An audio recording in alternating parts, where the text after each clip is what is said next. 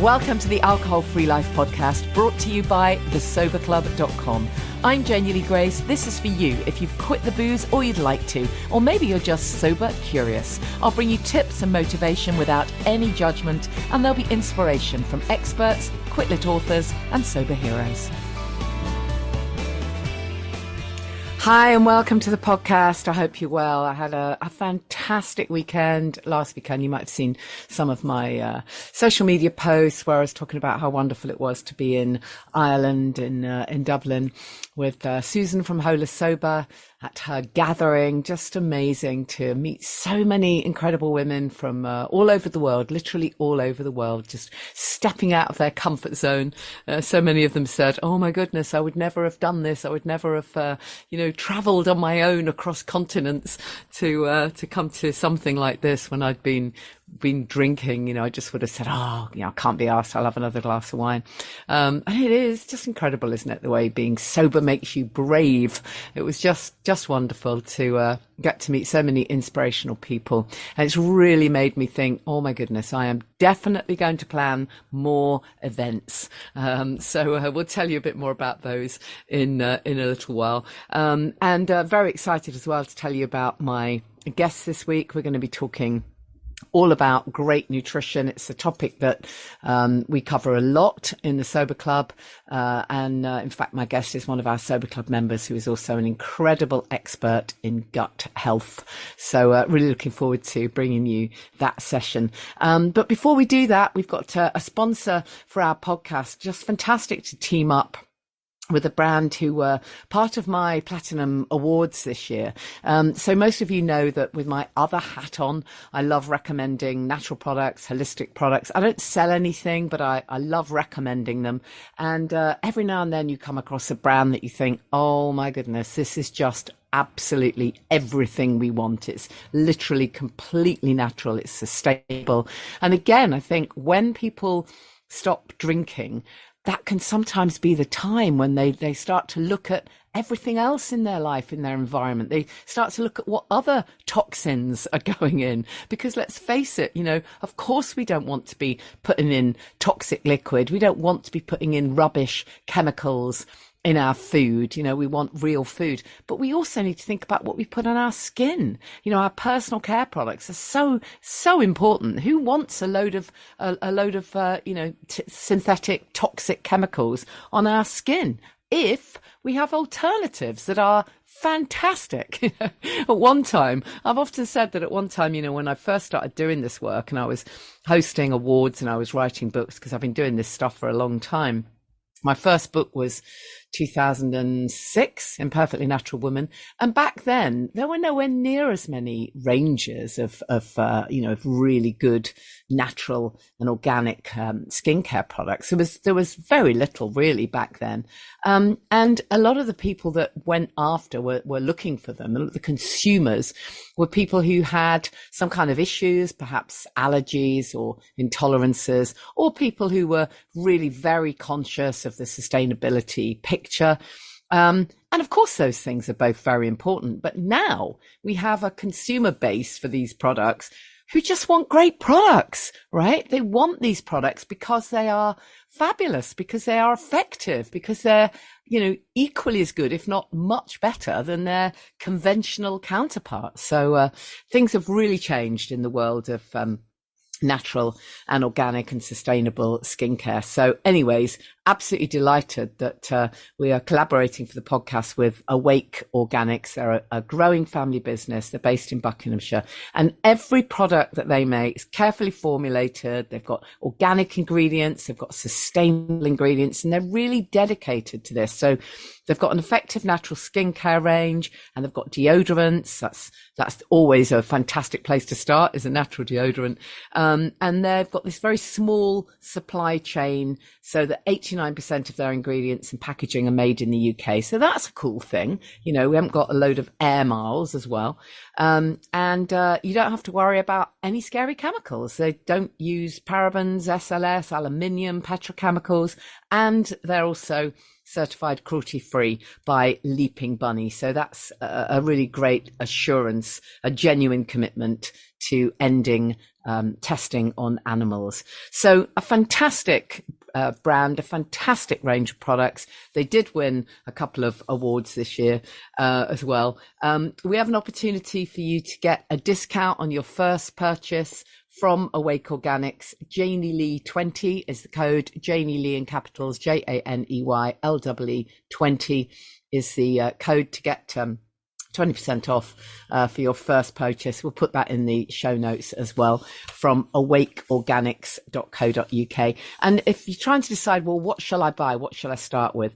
The deodorant, the natural deodorant range is fantastic. Aluminium free, 100% natural. It's a super good range of natural deodorants. So a few different types. They've got one for sensitive skin. They've got a whole bunch of stuff if you want it a little bit stronger. There's various different ones, but it's a great place to start if you're thinking of getting holistic, is to start with a natural deodorant. But I also want to mention this week their caffeine and rosemary shampoo, because this is absolutely unique. It's a shampoo powder. So, fantastic if you're traveling. You haven't got any of that hassle with liquids. It's made with premium natural ingredients, and it's a triple concentrate shampoo powder. So what that means is you buy this powder, which is equivalent to 3 bottles of a water-based shampoo. So obviously it's going to last for ages.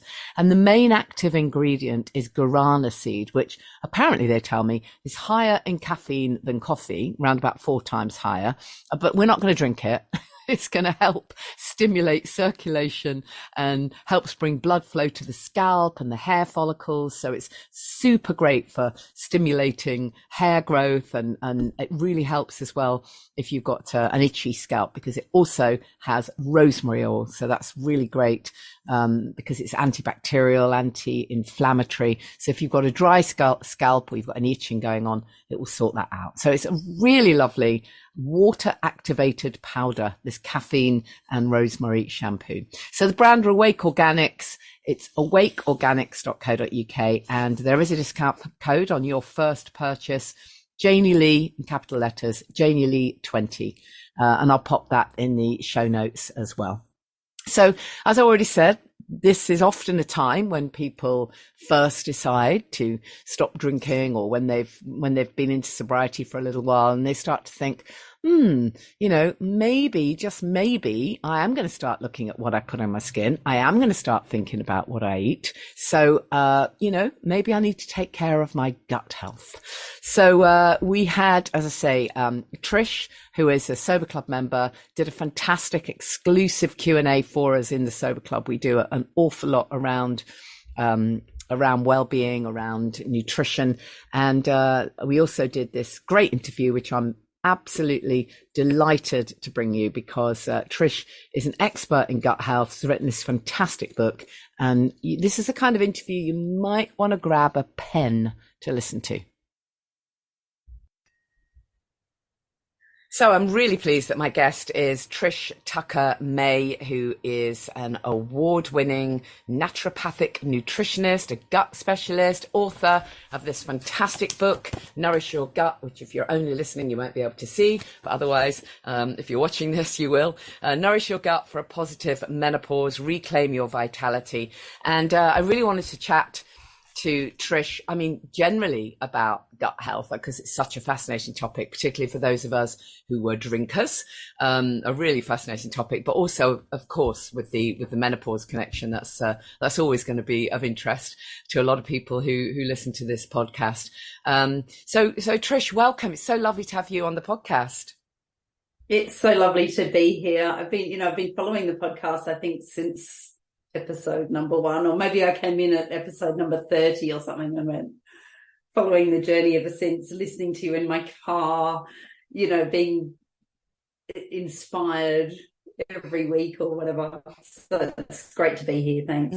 Brilliant. So let's just start with a bit about your story, because I know you've had your own sort of health and well-being journey that has led you to doing more of this work. So often the case, isn't it? We have our own kind of health issues, and that leads us to think, oh my God, I've really got to look into this in more depth. So yeah, tell us a bit about your past. I was chronically unwell for 32 years. I had respiratory challenges. I had really bad asthma. And at the age of 32, when I peaked at 12 anaphylactic episodes in 1 year, that was 12 hospitalizations or rides in the back of the ambulance where I was administered an EpiPen. Wow. All sorts of crazy things. Like I touched a tree in Greece and I ended up in hospital for 3 days. I ate a burger in Malmesbury and then ended up in hospital, or a potato salad in the Isle of Wight. I actually had nasturtiums in a salad at a friend's wedding and ended up in hospital. So yeah, I had, I was always the first person in the house to get sick. I had shingles twice as an adult. I had Ross River fever, which is like polyepidemic arthritis, jaundice, severe liver problems that's caused by a mosquito bite.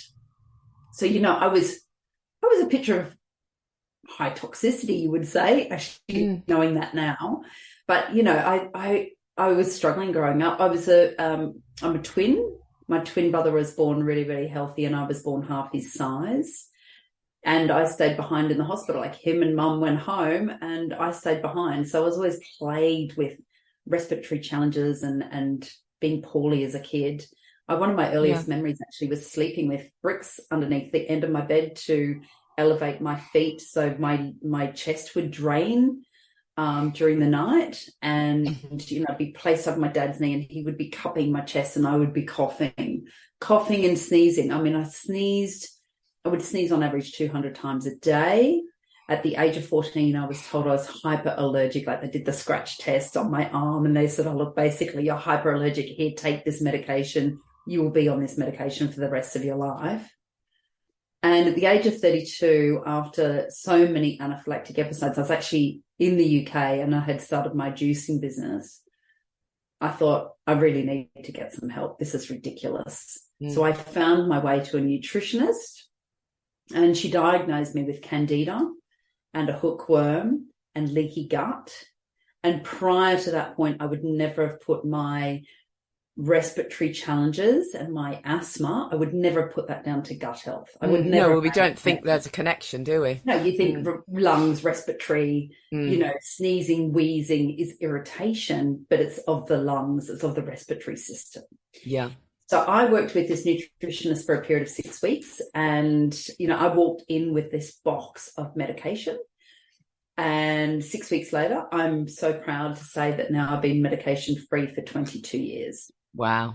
Amazing. So and that's what really started. Look, I was always interested in nutrition and I was really interested in juicing and I'd created my business Passion for Juice.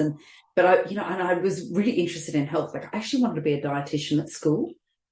And it's quite funny because I got put in the local hospital doing work experience in the basement, filing patient records for a week. And I thought, oh, no, boring. So I sort of came full circle. And after that experience of massive health transformation for myself, I thought, I'm going to go and study this. So after my second son was born, I decided to dive deep into the world of functional medicine and nutrition.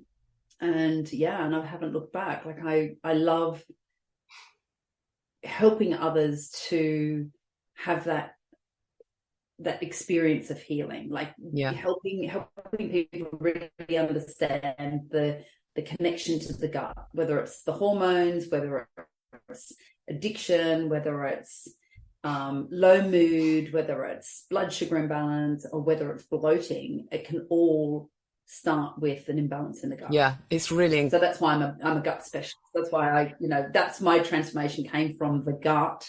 So that's why I focus on the gut. It's just fascinating, isn't it? And I think it's only in relatively recent years that more people have been recognizing this and have been talking about, the importance of the gut microbiome, this concept that the gut is the second brain. Sometimes people say the first brain, in fact.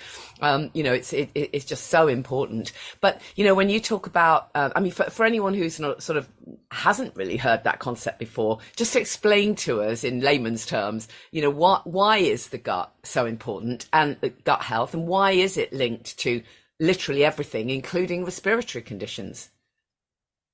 Okay, so we have what is called the microbiome, and think about this as like your garden. and your garden needs to have a really good balance of good and bad bacteria. And we are more bacteria than anything else. And there is a symbiotic law in nature that says that if we keep the good bacteria in check, then the bad bacteria will not take over and start to rule your life. So the microbiome is that garden, and it's really important that we allow that garden to flourish and we keep it in check in the same way that you would look after your own garden, where you would make sure that there's not too many weeds and you're nourishing that microbiome really well. But the thing is that there is the microbiome of the mouth, the skin, the lungs, the nasal passages, and, ladies, the vagina. And all of these microbiomes are communicating with each other all the time. So, yeah, we might have an imbalance or an overgrowth of bacteria in the gut.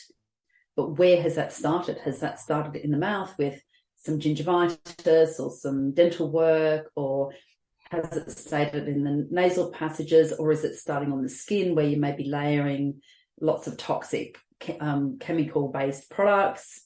Or even is it in the microbiome of your home? If your home has a lot of mold or lots of chemical products, or you're being exposed to environmental toxins in your home or your workplace, then that's also going to impact the gut microbiome. So you think about that environmental microbiome and all the microbiomes in the body, and they're all connected and they're all talking to each other. So if there's an imbalance in one, then there's likely to be an imbalance in possibly several, but particularly in the gut.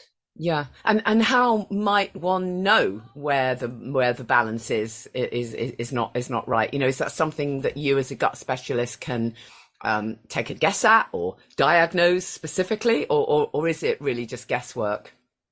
We do start with symptoms. So we will look at the entire digestive system, north to south. So what's going on? Little things like, you know, how is your taste, your sense of taste and smell? How much saliva do you produce? How easy is it for you to swallow? What sort of upper digestive tract difficulties do you have, like any upper digestive tract pain? Do you have bloating? Do you have gas? Do you have any lower, IBS type symptoms, lower digestive tract symptoms? Do you have constipation? So we do go a lot on symptoms, but primarily I use testing. So I will use either a comprehensive microbiome test or a SIBO, a small intestinal bacterial overgrowth breath test, or I use those in combination with each other. But I also do blood tests. You know, if we've got really low iron, a deficiency in vitamin D, and a deficiency in B12, for example, that could indicate that there is some gut deficiencies, like you're not absorbing those nutrients effectively. So I'll use blood tests, hormone tests, stool tests to take out that guesswork. But I will also use that in conjunction with symptoms. So, I could have a client that's presenting with a whole range of bloating, gas, tiredness, and depression, or low mood and insomnia, but the stool test is coming back sort of okay. Then I might look a little bit further to hormones or to neurotransmitters as to what that gut-brain axis is saying. Yeah. So, definitely symptoms, and definitely functional nutrition, state-of-the-art testing, which helps to take the guesswork out, really. Yeah, I absolutely. And we must talk about where alcohol comes into this. So, of course, it's gonna, we forget this, don't we? That when we're drinking, alcohol will inflame the gut. It's absolutely going to make everything inflammatory. It's not going to be helpful. So just tell us a little bit about that. And also, if you want to share a little bit about your own journey, with alcohol, I'd be really interested. Yeah, so I've been, I think I've been sober curious since my second son was born. So I've got 2 teenage boys. I'm a menopausal mum of 2 teenage boys. That's pretty stressful. And look, I tell you a couple of really interesting things in my journey with alcohol. Firstly, my second son, both my sons were just over 11 pounds. Okay, so I gave birth to 3-month-olds, so a huge baby. And they were all limbs and all so long and big. And my second son was born in Edinburgh. Okay, now the probably the worst advice, and I'm sure we've all got plenty of stories of bad advice from people, particularly around alcohol. Like we hear all the stories that it's good for this and that, whatever. The midwife there said to me, "Oh, you've got a really large baby there. I highly recommend a Guinness a day." Oh, for God's sake, for your breast milk. Guinness for the breast milk. I Correct, remember for your that. breast milk, and God. plenty of dark chocolate. Okay, Yeah. so I was like, great idea, here's my excuse to have a Guinness a day while I'm breastfeeding, and plenty of dark chocolate. So I took that advice.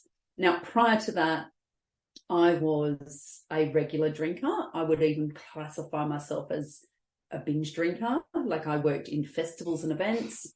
I worked at Glastonbury. I worked at Boomtown. I worked at WOMAD, all these, really debauched, sort of quite intense events, and in catering. So it's quite stressful. So, alcohol was, present at all of those events. And so prior to having the kids, I was quite, I used to go clubbing, and I used to go out, and it's interesting, take it back to my 20s. I didn't really like the taste of alcohol, but it wasn't until my late 20s when I lived in Melbourne, and I had access to the Yarra Valley and all the amazing wines. And that's when I really started to think, well, yeah, wine, wine's like this image of sophistication and success. And I was working in marketing at the time, of course, around the year 2000, in marketing in Sydney and Melbourne. Boozy lunches were all the thing, right? Yeah. And that was that, linking that to success. So I had a fairly substantial history under my belt in my late 20s and my 30s. And then my second son was born when I was 42, so quite late. And then that advice from the midwife, "Oh yeah, a Guinness a day." So I did that, and I had good milk production. But looking back on that, I think, what crazy advice. And then he didn't sleep for 3 years. He had really, because he was quite a large baby, he had quite his sphincters didn't quite line up. So he would just settle off to sleep, and he would twitch, and he would start screaming. So 3 years of massive sleep deprivation, and him wanting to feed 7 times a night, and me living off my mummy's little helper, my Guinness a day. That really nearly tore our marriage apart. It nearly tore our business apart, trying to manage with sleep deprivation. And I do recall around that time that I really started to lean on that Guinness a day as mummy's little helper. And I did really love my red wine by this stage, And then I started studying nutrition. And I thought, okay, the more I learn about alcohol, the more I know how damaging it is. And the more I realized that I shouldn't be drinking. But this is where it became really tricky, because giving up was, by this stage, really hard, because it was so wrapped around that end of the day reward, push on to the next phase of the evening by getting the kids to bed and, doing all that sort of stuff. So, look, I found it really difficult. So 9 years ago, I think I became sober curious. And in that time, I've done dry January pretty much every year, sober October nearly every year. I've even done some sober summers, but it would always be like a 3-month or a 6-month or a 7-month break where I'd go, right, I'm working on my gut health, I'm doing a detox, I'm doing a cleanse, I'm doing it, this, that, and the other. And then it would always creep back in.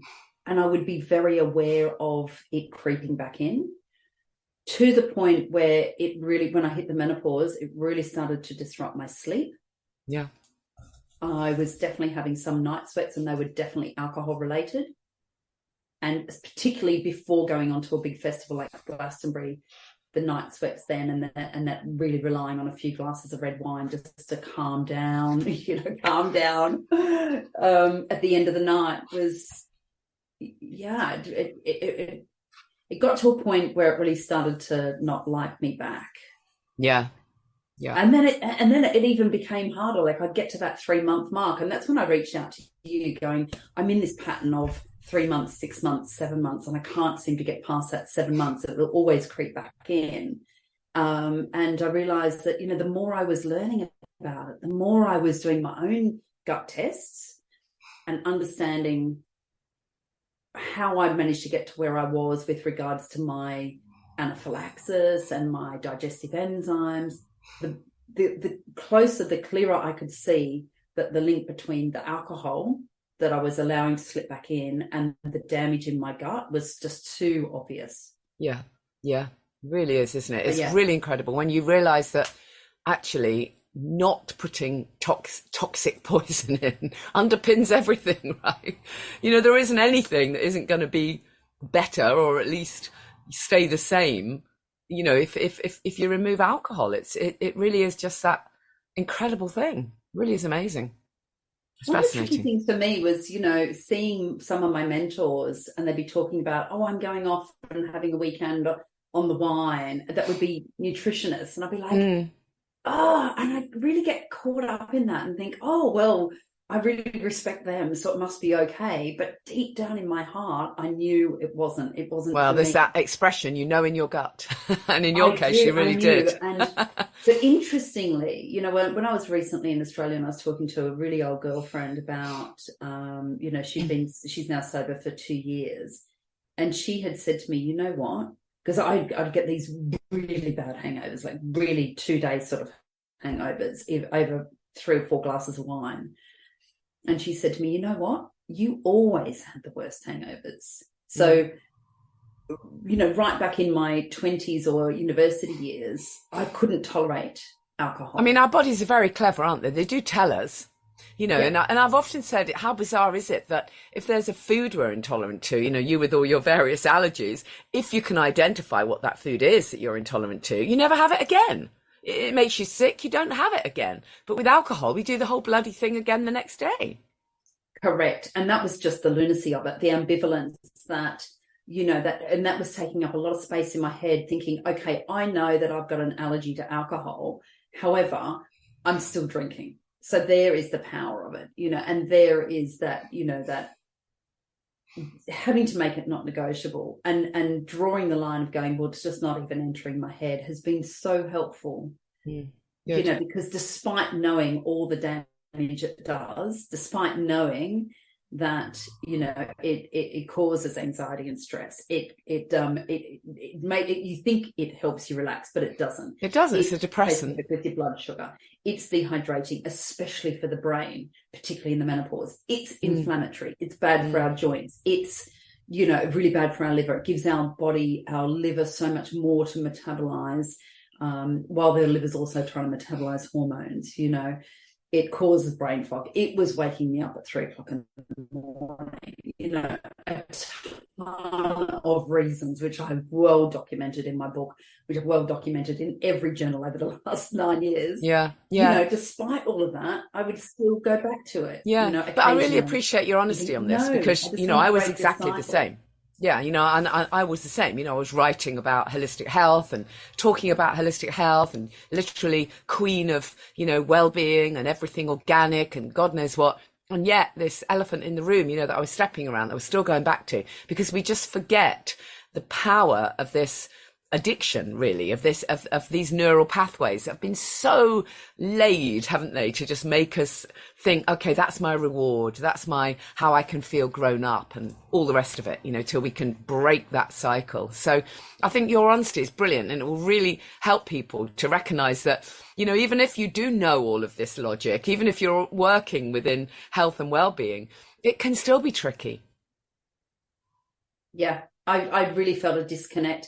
I was really feeling, you know, the effect on my self-esteem and my integrity when I'm coaching clients through the menopause and through gut healing. And then I'd be going and having a glass of wine at the end of the day. I'd be thinking, no, there's a lack of alignment here. And this is causing stress. So that the improvement in my self-esteem since, you know, in the last 6 months since being sober and, you know, not negotiably sober, I've really felt the benefit, particularly with my self-esteem. Yeah, brilliant. Sure. I think that was my biggest menopause challenge, was my self-esteem. You know, I really felt like after running successful business and all this sort of thing, writing the book, pivoting my business, in the lockdown, and I was sober all of the lockdowns, and I'd said to my husband, look, I'm not drinking in the lockdown. And he goes, well, that could be a long time. I'm like, I don't care. I cannot justify, the thought of getting through the day by, having a glass of wine, because I thought, I'm trying to pivot my business here. I can't justify spending money on alcohol. It seems crazy. But then even after the lockdown, I did go back and had another, so it's a really tricky one. Yeah. But I do feel much better for, having drawn the line and said, no, this is not negotiable. Yeah, absolutely. Well, we could obviously talk for hours, but let's cut to some tips from you if we may. So obviously, it would be good to get a few tips from you generically for what we can do, what we can all do to support our gut health. And then we'll have a quick look at some menopause stuff as well. But what would you say is important for us all to consider? I guess you're going to say, eat a varied diet and real food as opposed to ultra processed foods. That's probably a starting point, right? Yeah, it is. I'd say, look, have a good look at your symptoms, because the body whispers a long time before it starts to shout. So if you've got little whispers, like if you've got energy slumps in the afternoon, if you are bloated, particularly if you are definitely feeling 6 months pregnant by the end of the day, if you even have little things like difficulty swallowing, difficulty smelling food, difficulty producing saliva, if you have a coating of white or yellow tinge to your tongue, if you're constipated, if you have IBS sort of symptoms, then, have a think about all of those symptoms. And I really encourage you to write down all the little whispers. So even if it's, I've got aching little finger joint, or I've got an aching right big toe, how minute that is, or I'm slightly puffy in the morning, or I've got itchy skin, or, whatever it is, however small that symptom is, that's an indication that the gut can do with some work. It could be hydration. It could be simple things. Okay. So first thing is to write down all your symptoms. And when I first did this, when I first started studying, I had like 3 pages of symptoms, like those little niggles, not enough to go to the doctor, but enough to be like, oh yeah, I've had this aching finger joint for over a year now. I wonder what that is. So first thing is write your symptoms down. And then have a think about everything that can happen in the digestive system going north, from north to south. So start with the mouth. How is your tongue? How is your saliva? How are your teeth? How well do you chew your food? And how slowly do you eat your food? And then have a think about everything that could go wrong in the digestive system, the stomach. How's your stomach acid? Do you even know how your stomach acid is? You could do a really simple test at home called the burp test. 1/2 teaspoon of bicarb soda in water on an empty stomach. If you burp under 3 minutes, you've got good hydrochloric acid. If you don't burp, and so many of our clients don't burp for like 15 minutes, it means you've got low stomach acid. And that's something that's really easy to fix. Oh, wow. I love this one. Burping is good then, right? Or burping after the bicarb soda, because oh, you're cutting out now. What a shame. I was really interested in the burping. Should react with your stomach acid. And oh goodness, I hope it's going to stay stable. Yeah, it's okay. Carry on. So burping, that reaction of the bicarb soda with the stomach acid should cause you to burp. And that's, something that is easy to fix in the digestive system, because if you've got low stomach acid, and guess what? If you drink alcohol, and you've been drinking alcohol for many years, and you're over the age of 40, and particularly if you're female, because we have the changes in the hormones that affect the elasticity of the entire body, also affects your stomach acid, then, stomach acid is quite easy to fix. Yeah. Right. So again, keep going down. Stomach, okay, what about the liver? How is the liver performing? The liver has to do, so many tasks every moment of the day. If you've been drinking for a long time, your liver is going to be sluggish. Yeah. And then you think about the pancreas. So the pancreas produces enzymes. Now, many of my clients, through testing, we can see that the pancreas is deficient. It's not producing the enzymes. So if you're not producing enzymes, to break down your food, then you're not going to digest that food. It's going to pass into the intestine partially undigested, and it's going to cause fermentation. It's going to cause gas. Yeah. So a tip to improve your enzyme activity is to have some bitter foods, like having fresh ginger before your meal, having some apple cider vinegar before your meal, having some bitter leafy greens, like a little salad before your meal or with your meal. A little squeeze of lemon juice can be very good to bringing in those digestive enzymes. Yeah. Eating really slowly helps to produce the saliva, helps your brain then to register what food is coming, sends a message to the pancreas, these are the enzymes that we need to produce to break this food down. So if you're eating really quickly, you're eating on the run, you're eating on the go, you're eating in the car, you're eating walking, working, all that sort of thing, then you're going to miss out on that connection to this is what's coming, this is the food that we need, we're breaking down. Yeah. And then we absolutely. get into the small intestine can be really, really complex. Lots of things could be going wrong there. So eating whole foods, a good range of, a diverse range of foods. Yeah, I like in the book, you've got a lovely bit about eating the rainbow and how important it is to have a wide variety of different coloured foods, real food. Think about texture, think about diversity, think about, like, even when you go shopping, you may be in the habit of just buying the same things. Like you might buy cucumber, tomato, courgette, apples and oranges and bananas.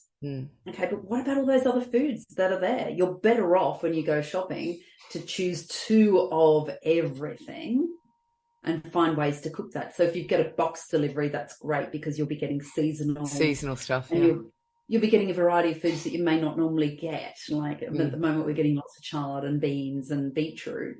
But, having that diversity is really key because we have this diminishing diversity. So other things that you can add in, like high fiber foods, making sure you're getting lots of vegetables, some seaweed. Seaweed is really good for iodine. So it's hard to find seaweed though, isn't it, in a form that we can take? I mean, some of the seaweed kind of products you buy are just like coated in sugar. They're really crap, aren't they? I like the Cornish seaweed company do lovely seaweed spaghetti, and that's quite a nice way. You can soak that and chop it up and put it into broths, or that's quite a nice way. But also adding in seeds. Think about, with your diversity, think about herbs and seeds, and having and spices, because they count as part of your diversity. Yeah, and so fermented foods. Would you agree with sauerkraut and kimchi and those kind of things? Kimchi, water, kombucha, of course. Kombucha, I love my kombucha. And having a variety of those things, because they work on their way through the gut. So having a little bit and often, in nourishing traditional cultures, Japan, Eastern Europe, Russia, they will have those fermented foods regularly, small amounts and often. Korea, they have the kimchi. So, adding those little bits, not just relying on the sweet yogurt, but having, a variety of raw, fermented, live, cultured, fermented foods, very, very good. Yeah. Think about your natural antimicrobials, like, again, your herbs, garlic, onions, if you can tolerate them. If you can't tolerate them, that's a sure sign that you have a bacterial overgrowth. And apple cider vinegar is a very good antimicrobial. Oregano is really good for antimicrobial. And then you think of your superfoods, like I love beetroot. I love beetroot, berries, avocados, good oils, adding in some good oils to your food and making sure it's all real food. Yeah, that's exactly. The easiest thing to do is just eat real food. Yeah, absolutely. Can I ask you about probiotics? Because again, it's a bit of a minefield, isn't it? And we're told, well, you should have probiotics, but then we hear that a lot of people will say that probiotics don't make it past the stomach acid anyway, so you're just putting in expensive vitamins that are not arriving. There are some amazing strains of probiotics now, and it's brilliant. It's such a great time to be in this field because, the studies, the clinical trials around certain strains of probiotics, that even make it all the way down to the gut, that then can sort out the vaginal dysbiosis, can be amazing. So, if you're struggling with vaginal infections, thrush, reoccurring thrush, that sort of thing, there's even strains that can make it all the way to the gut that then can sort out the vaginal issues. So, it's a wonderful time.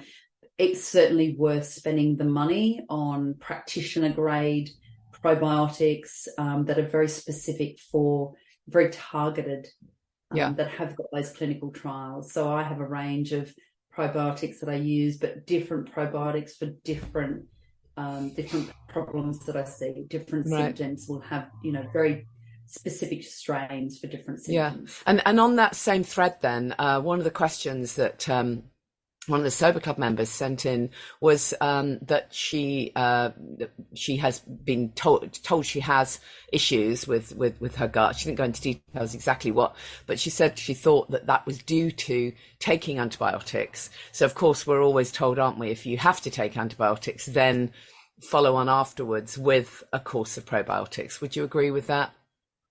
Yeah, absolutely. So antibiotics, look, they can be life-saving, and I think doctors are dishing them out far less now. But we do know, again, from clinical trials, that it can take up to a year to rebuild the microbiome after a dose of antibiotics. And also be aware that if you've had surgery of any type, if you've had a general anaesthetic, you would have been given IV antibiotics during that surgery, which often you're not told, which is life-saving. It can stop you getting a staph infection while you're having surgery, but it is so important that you rebuild the microbiome afterwards, and that you have a range of, fermented foods. You're getting different strains. So, you're getting a different strain for kombucha, kefir, even water kefir, milk kefir, and your kimchi, your sauerkraut. You're getting different strains in all of those different ferments. And, you've got thousands of different strains of bacteria in the gut. So, again, a little bit and often, but having a really good targeted, like when we're looking at a good probiotic, you're looking at a very high CFU count, which is the colony of good bacteria. So you might be looking at, after surgery particularly, you might be looking at something like a 450 billion CFU count to help rebuild that microbiome. Very, very important. But it's a great time. There's some wonderful products out there that are derived from whole food, organic food. The probiotics that I use are derived from food. They're grown in cruciferous vegetables, so they're absorbed, they're recognized, they're bioavailable. Right. And I mean, in the book, you've got some fantastic recipes and, recommendations. There's so much in this book. It really is a fantastic read. It really is. There's so many great ideas for making your own stuff, basically, that's not going to be expensive and is going to kind of give you everything you need. Just very briefly then, I mean, we've ended up talking about sort of gut health generically, of course, but where does it shift then for someone who wants to address the menopause? What are the differences, if you like, or what are the points that you would look for if someone wants to look to helping themselves through the menopause and focusing on the gut health? Yeah, okay. So we do know that because of the drop in estrogen and progesterone, we suffer with it has several effects in the gut. So we lose that elasticity. So we lose that mucosal barrier. The epithelial lining in the gut becomes more prone to permeability. So we can then struggle with symptoms like leaky gut. We know that that estrogen decrease also, all our hormones need to be metabolized through the liver. So we have those fluctuations that can cause insomnia, can cause bloating, can cause joint pain, can cause, a whole raft of even, your thinning hair and nails and, your skin. Dry skin. Your skin. Dry skin, the skin's elasticity seems to just change overnight. So it's a really important time to make sure you're clearing out toxins. It's so important that we focus on rest and a good night's sleep, because that's when the repair and rejuvenation happens. so important that we focus on the liver because all those hormones are metabolized through the liver. It's a really important time. And this is why, sorry to interrupt, but this is why alcohol doesn't mix with the menopause, right? I mean, it so does not. Yeah, because we've become so more sensitive. Like we can become, talking about allergies. I mean, I had a lot of allergies, but ladies can be suddenly allergic to things they've had all of their life, whether it's in their skin regime or their hair dye or other foods that suddenly, you present with hives because you're having too much coffee, for example, or too much sugar. And also, we've got that delicate balance between the insulin, your thyroid stimulating hormone, and your cortisol. Yeah. So it's such a delicate balance. It's really time to focus on all of those things. So blood sugar is so important, like making sure that you're getting enough fat and protein and you're not snacking all the time. Yeah. Snacking all the time actually is very detrimental to your gut health anyway, because you're not having that migrating motor complex phase 3 of digestion where the small intestine is cleared of bad bacteria. So, in the menopause, I think it is really time to do the work. And this is why I wrote the book, because, I see a direct correlation between getting to over the age of 40, needing to focus on the liver, and because the liver is doing all the work. So, if you've got a sluggish liver, you are going to be struggling with bloating and insomnia and irritability and low mood swings and low libido and accidental weight gain. Do you recognize any of those symptoms from the menopause? They're all the same sort of symptoms. So it's so linked. So where do you start? I mean, start with supporting the liver, start with, definitely avoiding toxins, extra toxins in your skincare regime, in your food, in alcohol, of course. It's so important that we do the work. Yeah, fantastic. Well, I mean, really, I could really genuinely talk to you for hours. You'll have to come back and we'll dig into another aspect of this. But thank you so much, Trish, for sharing some of this stuff with us. The book is Nourish Your Gut for a Positive Menopause. But it really is relevant to everyone, I think. There's so much amazing stuff in there. Do you just want to share how you work with people and share your website? Sure. On my website, trishtuckermay.com, I do see clients face-to-face and online. I've got a clinic in Minchinhampton near Stroud, and I do run an 8-week program, which is designed to heal the gut and balance the hormones. I run it as a group program, as a one-to-one program, and I do tests. And sometimes I work with clients, for up to 3 to 6 months, sometimes longer if they're going through the menopause. That transition between perimenopause and menopause can take quite a while. So there's a lot of hand-holding involved. Start with the book. And, if any of this resonates, then please reach out to me via my website. Brilliant. Trish, thank you so much. I really appreciate it.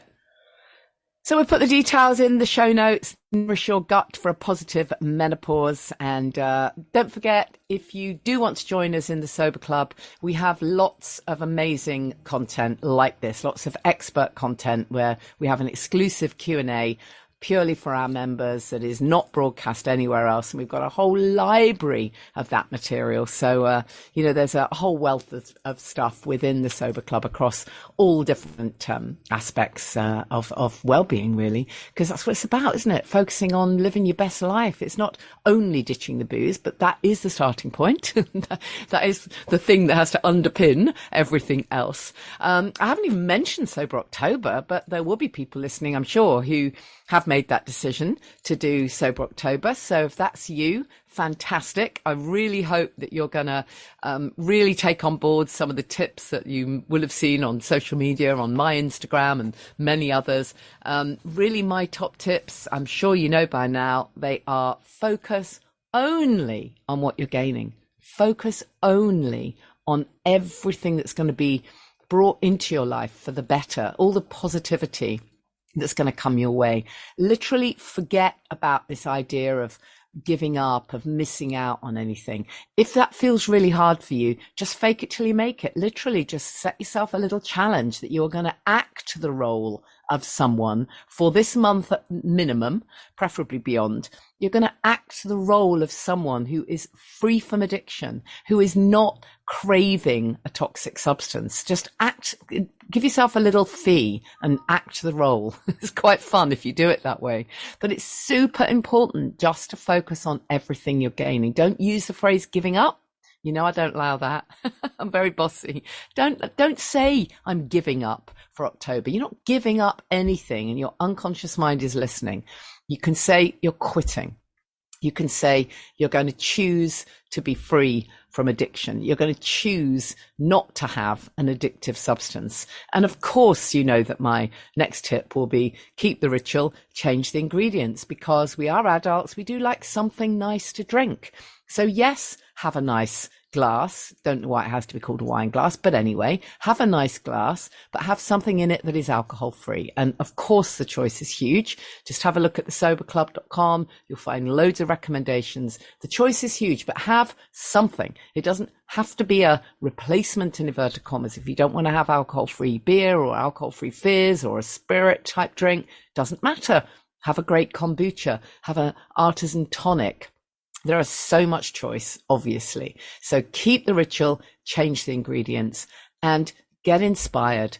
Carry on listening to podcasts. I've got, what is it now? 250. You can go back and listen to them. And join us in the Sober Club, because there's so much inspiration there, so much amazing content you can dig into.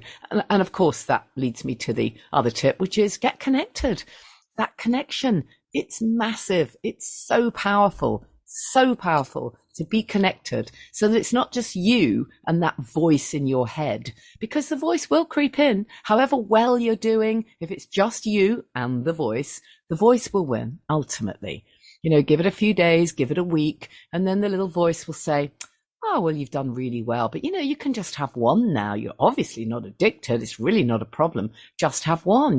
Who says you have to finish Sober October? Just do a couple of weeks. Just have one. And when you're able to share that voice with other people, when you're able to write a post that says, you know, I've been having these thoughts, I've been having these cravings, and then other people, they're not judgmental, certainly not in the Sober Club.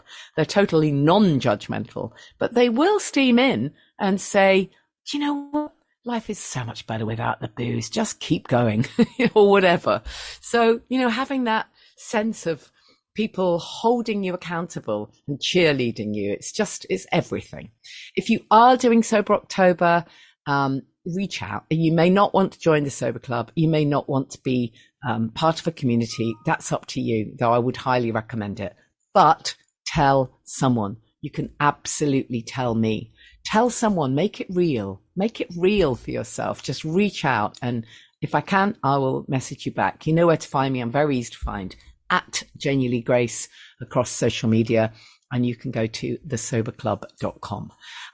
Just a reminder of events. I've been talking about the power of connection, the power of meeting up with other people.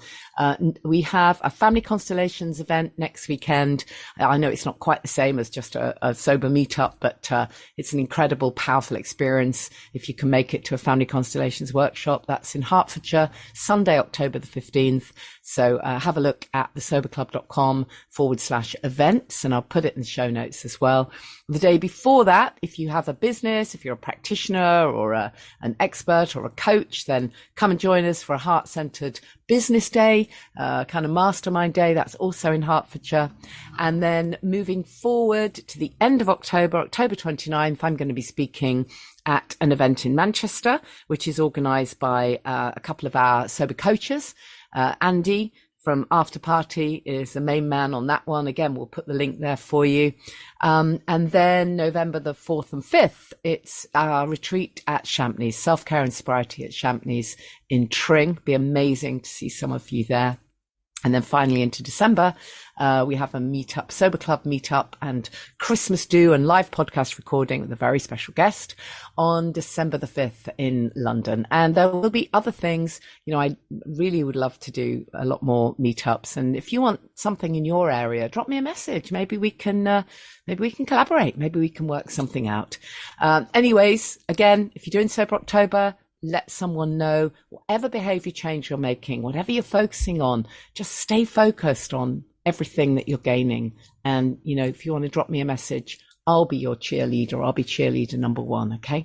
I'll hold the vision for you. Promise. Thanks again to Awake Organics, who we collaborated with for this podcast. It's awakeorganics.co.uk if you want to treat yourself to their fantastic caffeine and rosemary shampoo or any other of their gorgeous products. And there is a discount code Janie Lee. That's in capital letters, Janie Lee 20. I will see you same time next week. Don't forget to let me know which podcasts you've really enjoyed. Let me know if there's anyone you'd like me to interview in the future. If I can get them on the podcast, I will give it a go. And I love knowing what you think about the podcast. It really makes a difference to me when you let me know what you've enjoyed, and if there's anything you'd like me to cover in the future, any topics that you think I really need to cover that on the podcast. Very happy to do that. See you next week. Thank you for listening to the Alcohol Free Life podcast, brought to you by the Sober Club. Please rate and review. And if you want support, accountability and inspiration, and you want to live your best life without the booze, check out thesoberclub.com.